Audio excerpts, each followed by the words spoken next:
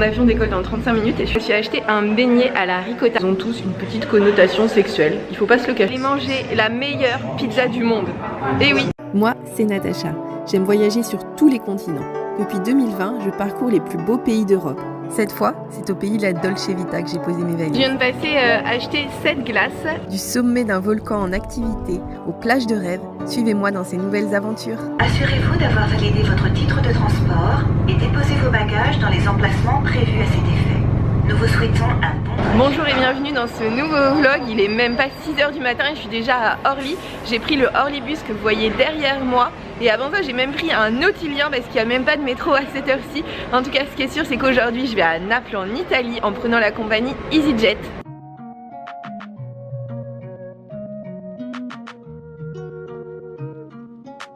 Comme d'habitude, j'ai pas besoin d'enregistrer de bagages en soute. J'ai mon boarding pass directement dans mon appareil, enfin dans mon téléphone. Je suis vraiment endormie là. Et donc du coup, je peux directement aller à la sécurité, ce qui est pratique. Comme ça, j'ai pas besoin de faire la queue ici. Vous voyez, c'est la file d'attente pour EasyJet.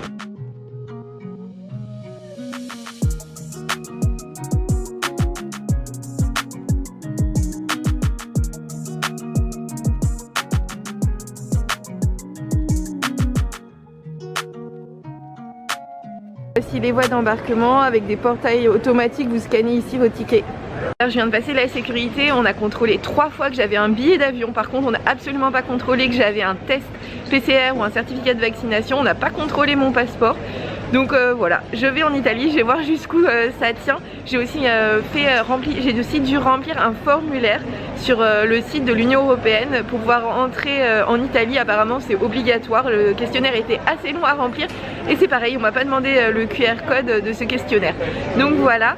Là je suis dans une toute petite partie de l'aéroport, j'ai presque plus de possibilités de circuler ni rien. Mais bon, c'est pas grave, mon avion décolle dans 40 minutes.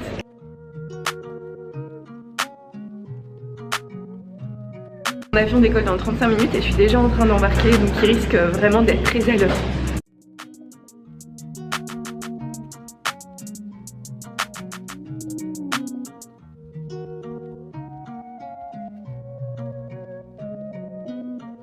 Voilà, je suis installée dans l'avion, j'ai plus qu'à attendre le décollage.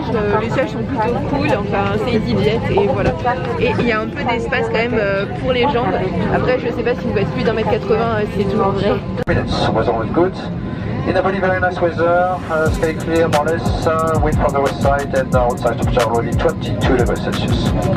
In a few minutes, Kelvin, today my colleague Aurelia, Paula, Elena and Leo, they will serve shortly the safety demonstration. This is for your benefit, so please give them your full attention. Once again, welcome.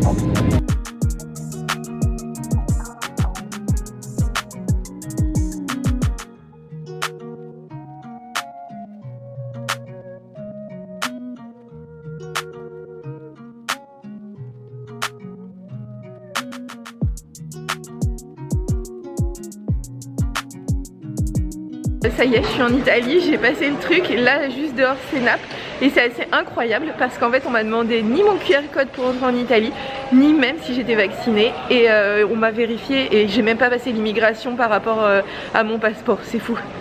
Et maintenant c'est parti, il faut que j'aille prendre un bus pour le centre-ville de Naples. Dans la file d'attente pour prendre le Alibus qui mène tout droit au centre-ville de Naples. Il n'est pas tout de suite en face de l'aéroport, il faut marcher un peu, mais le trajet est très bien indiqué sur Google Maps et en plus quand je viens d'arriver, le bus est là.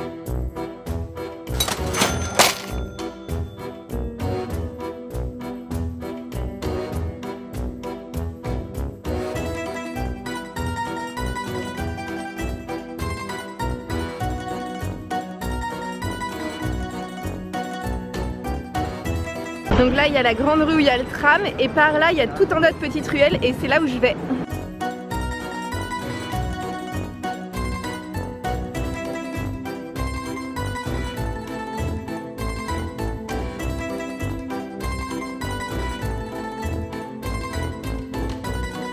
Je viens de déposer mon sac à l'hôtel, la chambre n'était pas encore propre parce qu'il est très tôt mais j'ai quand même pu le déposer à l'intérieur le temps que la femme de ménage nettoie et j'ai juste traversé une route, je me suis enfoncée dans des petites ruelles et je me retrouve au cœur d'un marché local comme vous pouvez voir. Franchement c'est trop génial. Là il y a 1 heure j'étais encore dans l'avion et là je me retrouve ici au cœur de Naples, c'est magique.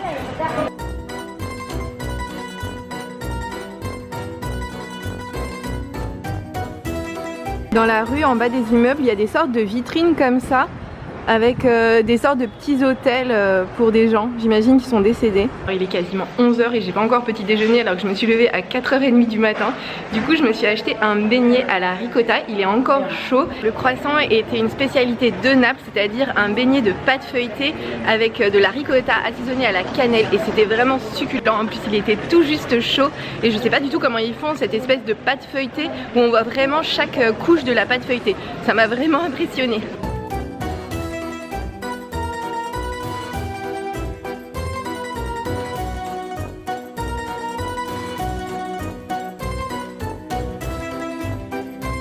Bon, et bien premier échec, je voulais aller dans ce musée exactement et en fait tous les tickets sont vendus pour la journée, donc en fait il va falloir que je réserve pour venir demain, voilà.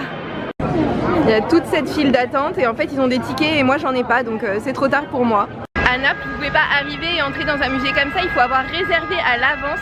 Par chance, il restait des places pour dans 10 minutes au musée d'archéologie, ce qui fait que je suis devant le musée et j'attends mon tour pour rentrer à l'heure où j'ai réservé. L'entrée du musée coûte quand même 15 €.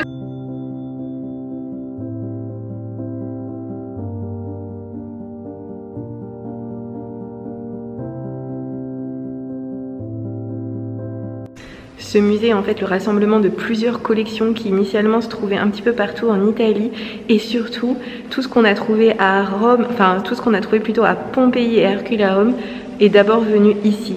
Donc c'est pour ça qu'il a une collection très riche et c'est le deuxième plus important musée archéologique de toute l'Italie.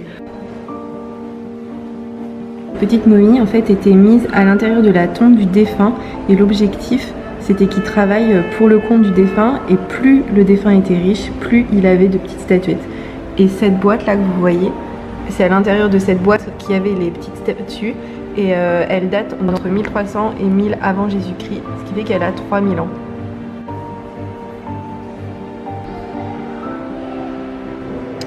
Voici, ça c'est une momie. Le premier étage est consacré aux statues. Là vous voyez l'échelle, c'est la taille des gens. Et regardez, c'est Hercule.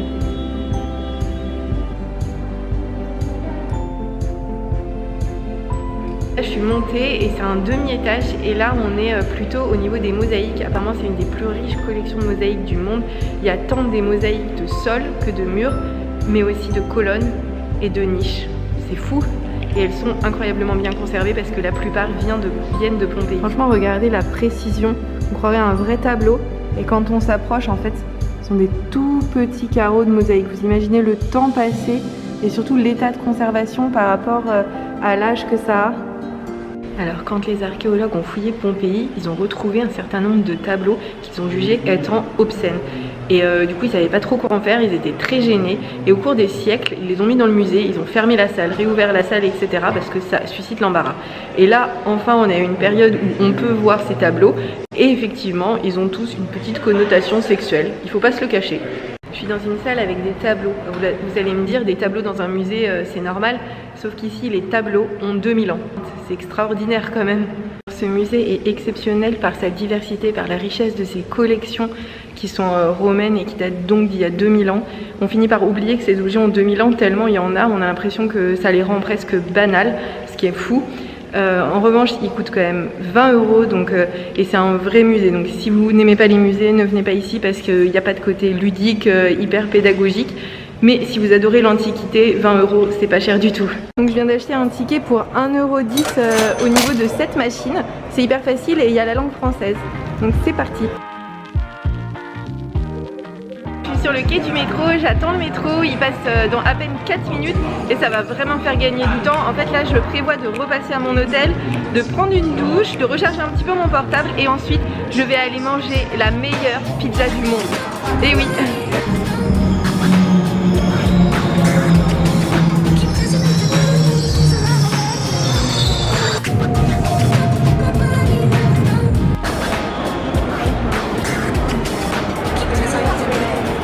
Je suis de retour dans ma chambre, cette fois elle est propre donc je vais pouvoir vous la faire visiter.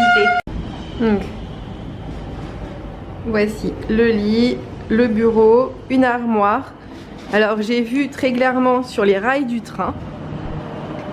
Voilà.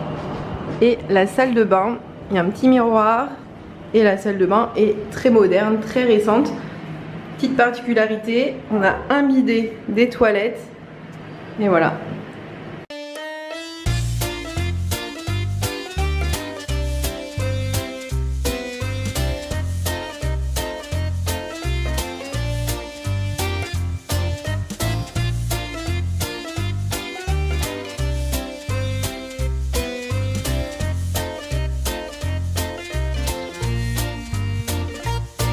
On attend pas pour prendre à emporter, sauf que moi j'ai attendu 40 minutes juste pour payer, donc je sais pas combien de temps je vais encore attendre ma pizza, mais normalement c'est la meilleure du monde.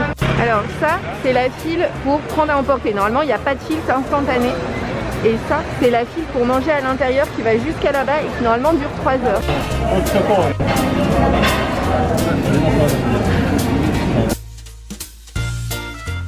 J'ai attendu quasiment 1h55 minutes pour avoir cette pizza. Je l'ai choisie double, c'est-à-dire mi-margarita, mi-marena. La margarita c'est juste du fromage je crois, et l'autre côté il y a moins de fromage mais il y a plus d'origan. Voilà le côté margarita et le côté marena. J'ai presque fini toute la pizza, elle était excellente, la pâte était super fine et on sentait vraiment le fait qu'elle était cuite au feu de bois. La sauce tomate, elle venait clairement de vraies tomates qui venaient d'être coupées et qui venaient d'être transformées en sauce tomate. Le fromage était juste délicieux et l'origan aussi, et comme quoi il ne faut pas énormément d'ingrédients pour faire une bonne pizza, mais il faut juste que les ingrédients soient délicieux. Et je sais pas si ça mérite le titre de la meilleure pizza du monde. Ce que je sais c'est que je n'ai jamais mangé une pizza qui ressemblait de près ou de loin à celle-ci. Alors si c'est ça une vraie pizza, eh ben il n'y en a pas en France.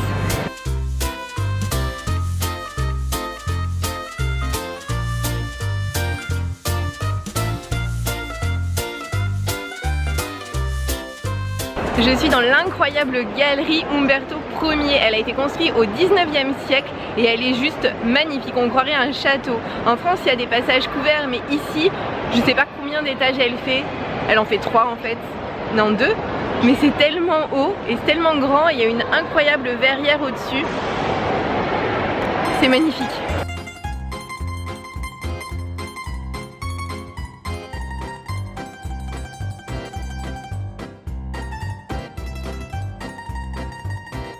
C'est déjà le début de la soirée, je me promène dans le quartier espagnol. En fait, s'il y a un quartier espagnol ici, c'est parce que le royaume d'Espagne a très longtemps contrôlé cette région. C'est assez incroyable, mais c'est comme ça. Et il est hyper vivant et très joli.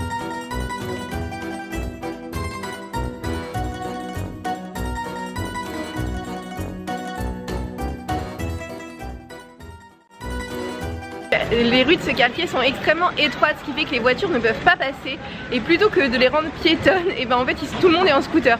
Il y a un petit côté Asie du Sud-Est parce que il y a tout le temps du bruit, les scooters roulent n'importe comment et on dirait qu'il va y avoir un accident toutes les 2 minutes, mais à chaque fois la collision est évitée justesse, c'est trop marrant.